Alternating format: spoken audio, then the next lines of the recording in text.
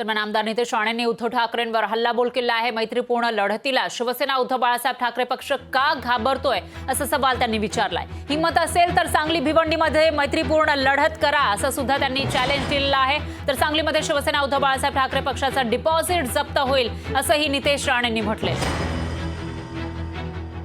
काल काँग्रेस पक्षाने उभाटाला एक प्रस्ताव दिलाय की सांगली आणि भिवंडीला अगर निर्णय होत नसेल तर आपण फ्रेंडली फाईट का करत नाही। आणि ते ऐकल्यानंतर संजय राजाराम राऊत आणि त्याच्या मालकाची हातभर फाटली। बाळासाहेब ठाकरेंचा बाणा खरंच अगर उद्धव ठाकरेंमध्ये असेल, ते रक्त अगर उद्धव ठाकरेंमध्ये असेल तर त्यांनी फ्रेंडली फाईट करावी काँग्रेस बरोबर सांगली आणि भिवंडीमध्ये। घाबरतात कशाला, भीती कशाला वाटते। लोकशाही मराठी ऐका, पहा, जागरूक रहा।